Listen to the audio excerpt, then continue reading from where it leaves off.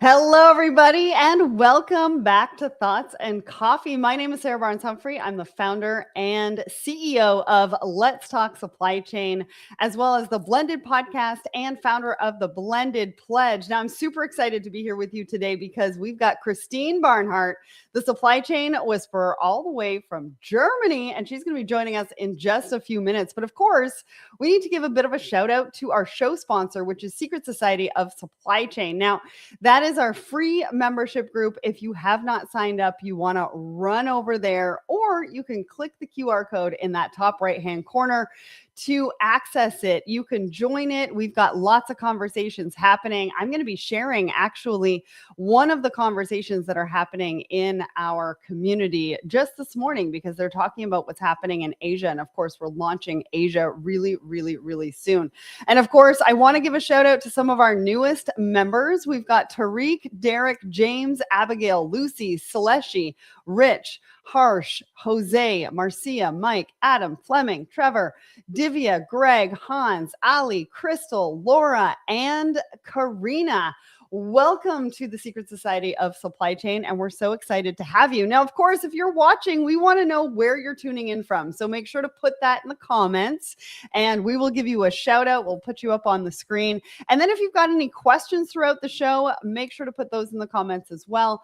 And if you love what we're talking about today and you're loving the conversation, we love a good fire emoji here as well. So make sure to put those in the comments. Now, what's happening at Let's Talk Supply Chain? We've got a brand new episode. Now, this episode is with BlackBerry Radar and Gulf Winds International, and I'm going to be talking about a webinar that we've got coming up next week about this. Now, if you have any questions from this particular episode, and again, you can go to letstalksupplychain.com and use our AI interactive podcast experience, and you can click the button for an executive summary, key points with timestamps, industry trends, related contents, and you can ask the episode a question. But if you want to hear straight from Elise and Jason, you're going to want to register for the BlackBerry Radar webinar that we are doing next week. So hope to see you there.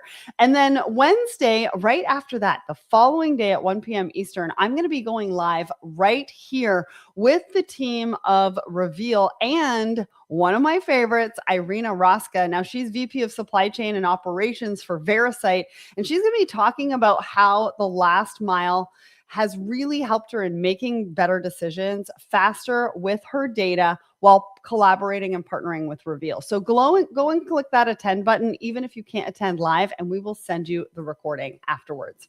Where else are we going to be? Well, this is the webinar that I was talking about. It's June 9th at 2 p.m. Eastern. The link is in the comments. Make sure to go and register. And then we are going to be in person at the Samsara Beyond 26 event. Now, we've got a bunch of events coming up starting in September, which you're going to start to know about over the next few weeks. So stay tuned because we've got a lot to share. I've also, I was in the Authority magazine just the other day. I did an interview with Chad Silverstein. Now, you heard me talking about our AI interactive podcast experience where we partnered with Google Gemini, and you can interact with our episodes at letstalksupplychain.com. Well, in this article, I do a deep dive into what that actually means for you and how we're using AI within our small business. So if you want to go and check that out, the link is in the comments. And yeah, that was a fun interview. I want to give a shout out and a thanks over to Authority magazine. What else have we got? Oh, we are launching Let's Talk Supply Chain Asia, and we've got some really great names coming up. Now, this is kicking off this month. Faujan is our host over in the region, and we are cooking up some really fun stuff. Now, I'm going to be the first episode for June, and then he's going to be interviewing Dr. Mudasir and Iman over in the Asia region. Plus, we're working on some more launch partners for you so that you can see what's going on over there. And then we're also kicking off and launching Let's Talk Supply Chain Europe. Now, if you haven't followed either of these pages, go and give them a follow because we want to make sure that you keep up with what we're doing in the region. We've got a lot of different things that we are putting into place and super excited about. So go and check that out. The link is in the comments, and we'd love to have you follow us over there. All right. Well, now it's time to go to Camille and introduce our guest for today. Over to you. Have you ever watched a company buy a smarter tool, then keep making the same decision? The gap was rarely the software. It was the space between data, process, people, and what actually happened. Christine built her career inside that space. She never stayed in one lane. She moved across the whole system. She started in engineering and manufacturing, then moved through sourcing, planning, transformation, product strategy, marketing, and ecosystem work. For years, people tried to put the pieces into a tidy box. Christine kept connecting the dots they could not see. That became the supply chain whisperer, a name that matched the work. People, process, technology, and operations finally speaking together. Today, she helps organizations move past implementation and toward adoption, orchestration, and measurable outcomes. Her message today is faster decisions do not mean better outcomes if the system is misaligned. Please welcome Christine to Thoughts and Coffee. Oh, I forgot to bring you up on stage. Christine. Oh, we're going to do this. There we go. Christine, welcome to the show. How are you? I'm great, Sarah. I'm going to be honest. I feel like Camille makes me seem so much bigger than what I really am in real life, but I love it. Listen, you are the supply chain whisperer, and you are a pretty big deal. So, and everybody, who's a guest on this show, we want to make sure that we're telling their story, giving the background, giving people what they want to know about the guests on the show. I mean, we only have 30 minutes, and the fastest 30 minutes in supply chain. So why not? Why not? I love it. Thank you so much. I appreciate it. Yeah. And you're in Germany. What are you doing in Germany? And thanks for making the time for us today.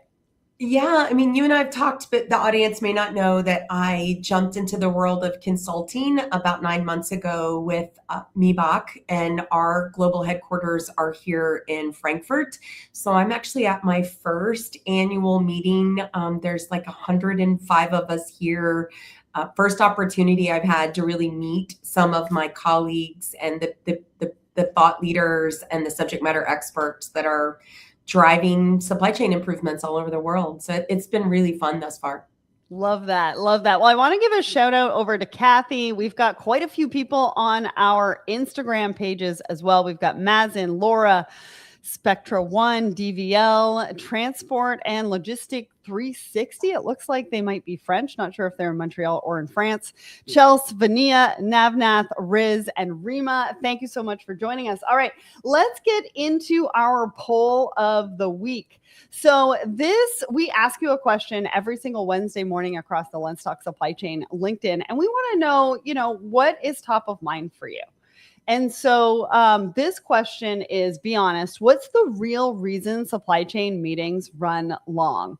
Now, this is something I have spoken to a lot of people about, and people are very passionate about this topic because, it cuts into people's time. Supply chain leaders don't have a lot of time. They spend most of their time in meetings, and then they have to do their work after hours, which is not good for anybody.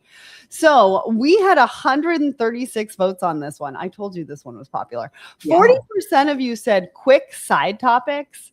34% said same issue again and again and again and again. 16% of you said nobody has data. Whew. 10% of you said too many spreadsheets. And we had a comment from somebody that said there can never be enough spreadsheets. So I think we are all over the place with this one. Christine, what did you think about this? Yeah, what's interesting is we don't have the data, and because I feel like everybody's swimming in data, right? That maybe they don't have the insights, right? Like you have so much data, you don't know what to do with it. But for me, it was always this will only take a minute. This one small thing, and then you know what I mean? It takes the whole meeting, and then you're running late. So yeah. Oh, I am so with you. Or if we start talking about the same issue again and again, I'm like, really? We need to have another meeting about this? I don't understand. I thought we solved this last time. It's kind of like let's have a meeting to plan for the meeting that we're going to have. And you're like, what are we doing? Yeah. And I'm not entirely sure. And I don't want to be rude, right? Because it depends who calls the meeting too. Well, that is true. Well, the other pet peeve of mine is like somebody will put a meeting on my calendar. They don't give me any context. There's no agenda. There's like, what am I walking into? How can I prepare in advance? And by the way, if I could, maybe the meeting wouldn't take so long. So, well, and I like the one that you said, it'll only be a minute, and then it turns into 15 or 30, and you're like, here we go again. exactly. Exactly. All right. Well, now we come to the part where we do a bit of a market update. You've been traveling a lot. You've been to a lot of different conferences, right? You've been to Home World, you've been to Gartner, you've been to everything in between. What is everybody talking about? Like, what is top of mind for everybody right now? I mean, undisputed, we're still on the ramp of the hype cycle for AI. It's all AI, agentic. What can agents do? And then what's the impact going to be on human capital, human resources? So, well, and I'm glad that we're talking about that today, because I think it's a really underserved part of the conversation, and you and I are really going to get into it. I think the other thing that everybody is really talking about are the refunds, and I know our news desk is going to be covering a little bit about that today. What I didn't realize, though, is there's $166 billion out there, but what was interesting is the part right after it that says plus interest. Yes, the plus interest. Yeah, it's super interesting to me. And by the way, like customers, we can't get it. And they're basically saying, it's probably not going to flow to us. So it'll be interesting to see how companies leverage those refunds. I wonder if we're going to see some more sales in retail. Some more discounts, maybe, just because things have been so high for so long. I don't know. I think it'll be like stock buybacks or something. You know what I mean? Yeah, that's fair. And you know what else I saw in the news this morning? They were talking about how, I think it was Gen Z is bringing back the mall. Oh. Retail locations are up 57%. I love that though. Like, I mean, think about it. Things come and go, right? Record stores have started to make a comeback, and people are actually producing like old school records, coffee shops, even like bookstores, right? So, I mean, I think things change. Maybe it's a different iteration, but people need a place to connect. And, I don't know about you, but I grew up before I got my license. My mom would drop us at the mall, and I would meet my friends, and we would walk around and window shop, and, so I think it's good. So they said that the Gen Xers brought the mall to the forefront. The millennials rejected the mall, and now the Gen Zers are bringing back the mall. And the reason why I say this is because retail and brick to mortar stores are not dead, right? And they're saying that Gen Zers are spending so much time on tablets and phones and electronics that they're craving in person. And they want to go to the mall to see their friends. They want to go to the mall to hang out. But more importantly, they want to go and try on clothes.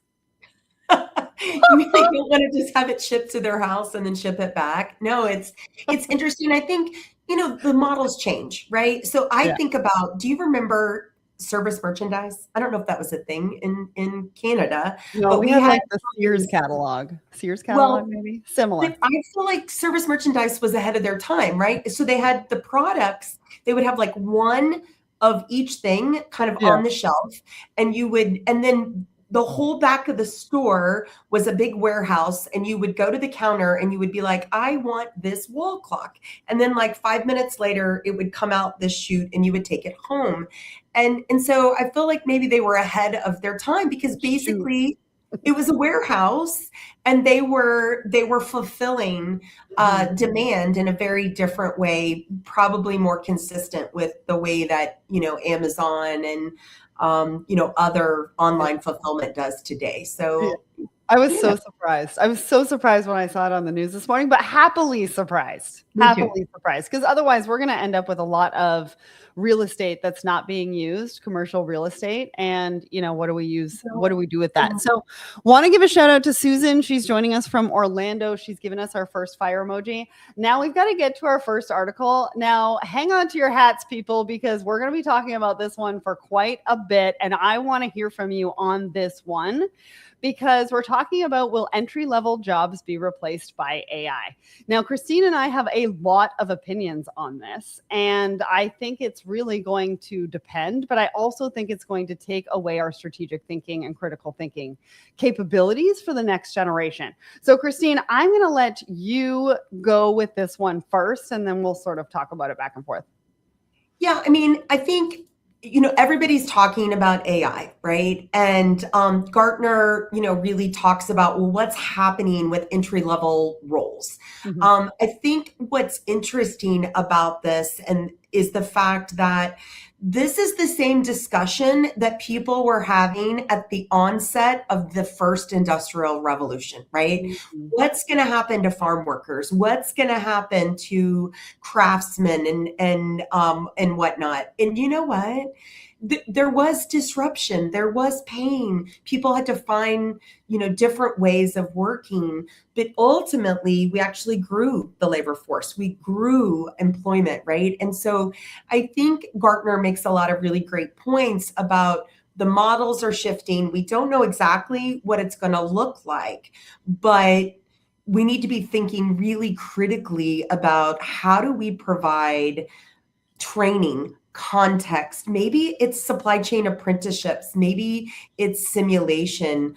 I'm very concerned that I think we already had a group of people in the workforce that thought that they could bypass kind of those analyst roles and those, kind of clerk roles and whatnot. And therefore, we are quite frankly making poor decisions, kind of siloed, functionally specialized decisions that really drive supply chains in the wrong direction. Yeah. And I agree with you. And it's kind of funny. We're coming up with these fancy words for it. I was kind of laughing a little bit. I was chuckling a little bit to myself because, like, talent strategy reinvention, like, that's what they're calling this right now. Exactly. Yeah. Redesigning roles, skills, workforce processes. They think that it's going to be a reduction in workforce by 51%.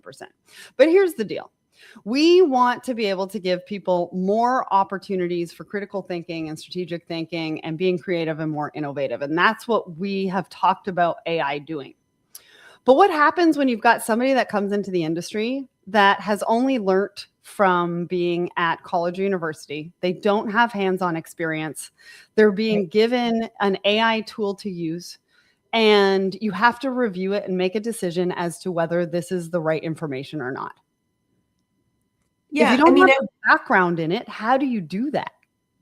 Well, I mean, you would hope that we develop the training, the education, the opportunities to simulate maybe that type of learning. I mean, look, AI is an incredible tool for both, serving up, if you will, options, but it's also an incredible tool to educate yourself and to learn, context, because I actually think that's the part that's going to be missing. Like for me, right?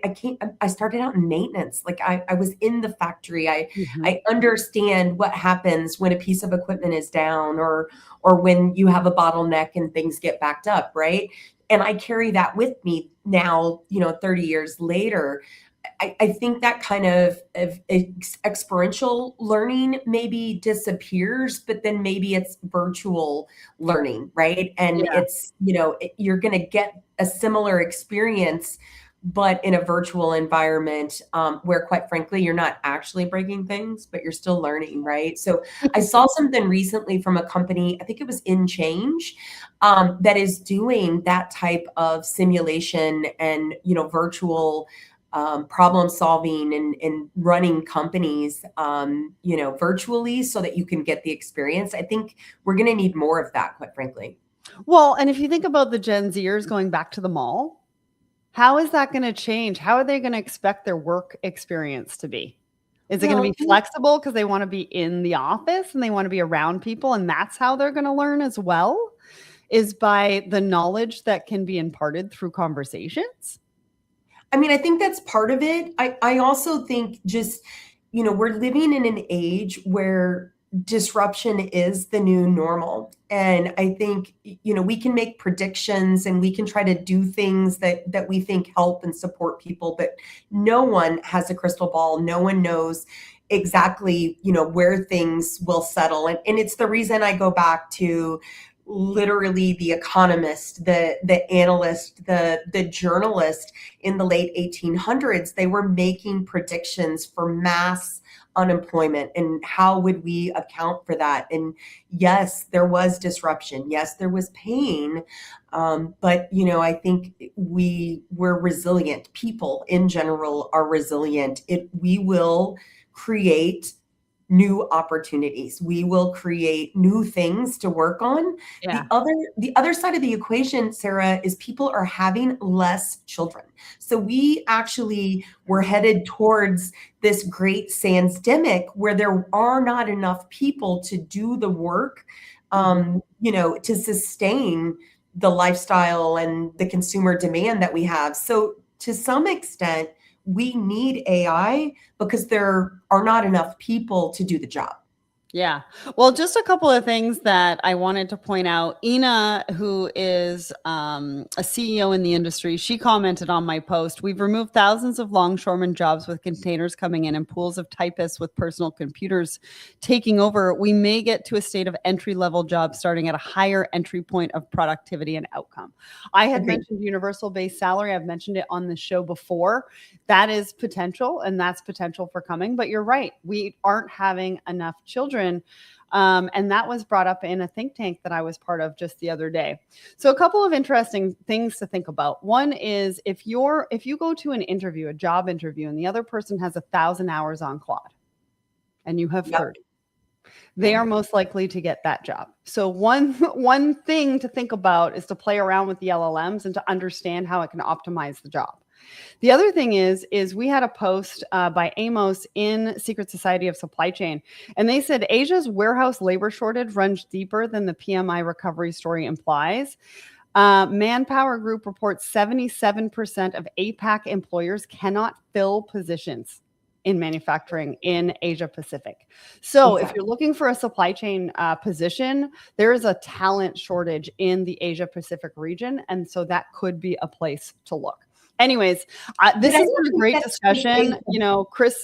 Christian is is giving us all sorts of great tidbits over on YouTube. So I appreciate you for doing that. Any last comments before we get to the next one? Yeah, I was just going to say, I think that labor shortage is not unique to Asia Pacific. I mean, we at MEBOC have been trying to hire supply chain talent, the whole time I've been here, and the talent it's not there. It's not available. Right. So I think that I don't think it's nearly as dire as what some people maybe want to believe. Right. Yeah. I think that's a good point. All right, let's get over to the news desk. Diane and Julian, what are the top 4 news stories for today?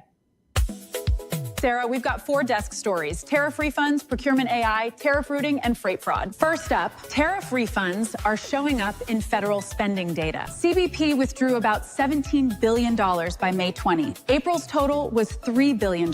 Yahoo Finance says eligible refunds could reach about $166 billion plus interest. Importers need to decide where that cash goes: inventory, pricing, margin protection, automation, or risk reserves. Finance, procurement, and planning teams need one refund plan. Otherwise, the cash gets absorbed instead of deployed. Next, procurement leaders are warning companies not to overspend on AI before proving the use case. At ISM World, executives said the business problem should come before the AI tool. The path was simple: start with low-risk pilots, measure the result, then scale what works. Tore's John Eustace said AI agents could eventually support insights on 60% to 70% of bids. Procurement teams need clean data, clear workflows, and buyer trust before they hand decisions to AI. Also on tariffs, CCJ says tariff-optimized supply chains are becoming a win for trucking. Shippers are shifting towards shorter routes, North American trucking, and and faster cross-border freight to reduce tariff exposure. Over-the-road freight reached 32% of import value. Ocean share dropped 10 to 12 points. Average HTS classification complexity rose from 6 to 11.6 sequences per entry. Trade compliance, transportation planning, bonded warehousing, and finance now need one operating plan. Last, freight fraud is getting more expensive, and AI is making the threat harder to catch. The recap estimates $800 million in annual freight fraud losses. The risks include AI-generated documents, voice cloning, digital identity packages, and sophisticated phishing. The three main threats are double brokering, identity theft, and cargo theft. Freight teams need identity checks, document validation, and fraud detection built into daily workflows. That's the desk. Refunds, AI adoption, tariff routing, and freight fraud all require tighter execution. Sarah, back to you.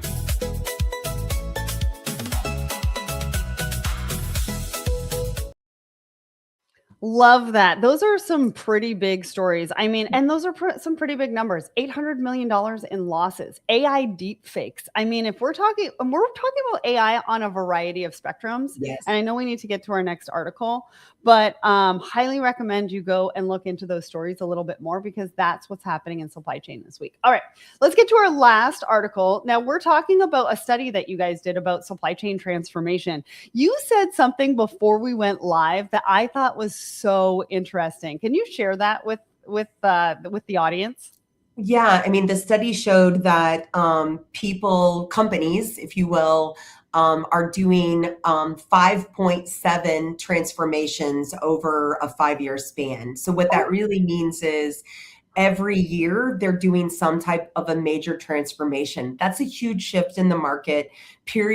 Previously, about every 5 to 8 years, people were doing a large transformation. So it really kind of shows us that transformation is the new normal, right? Just like this. And I think it's being fueled by disruption and economic model changes and geopolitical changes. And all, it's the perfect storm, if you will.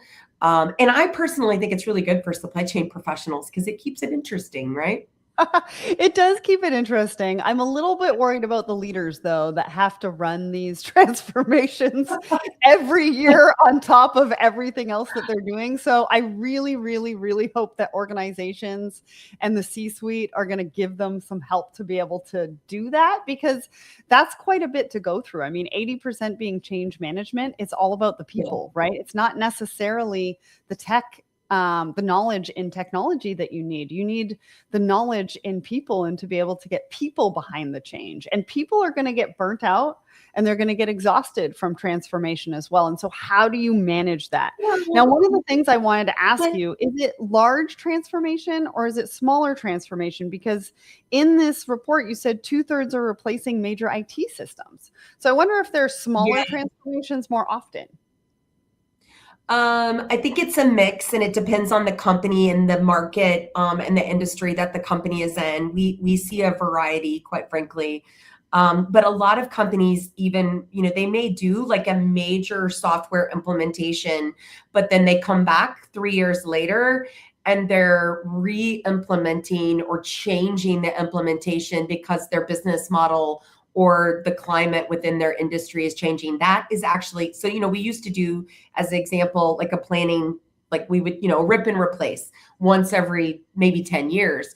Now we're really seeing like every 3 or so years, you may keep the core technology, but you're changing the way that the technology is working, and you're adding, really new capabilities and features. The other part of that, though, is think about what we talked about in the beginning, which is AI and agents and agentic, and reducing some of the routine, mundane tasks. Well, that actually does free people up to do more of this transformation work, more of the change management.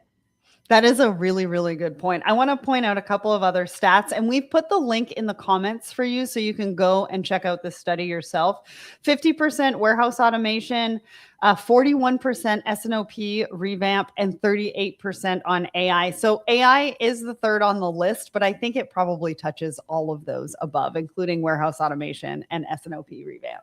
And honestly, you shouldn't do an AI project. If you're doing an AI project, you're making the wrong investments, What is the problem that you're trying to solve? What is the part of your business that needs to be impacted?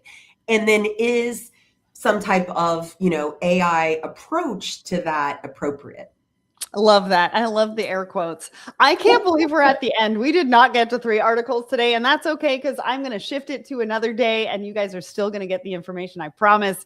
Christine, thank you so much for joining us all the way from Germany. We always appreciate you here at Let's Talk Supply Chain and for coming on the show. Thank you so much, Sarah. I can't believe we've already burned 30 minutes. This has been so much fun. So thank you. I appreciate you. And thanks everybody for joining us this week. I'll be back next week with another amazing guest and lots of information, the top news stories of the week. So stay tuned and I'll see you next week. Bye, everyone.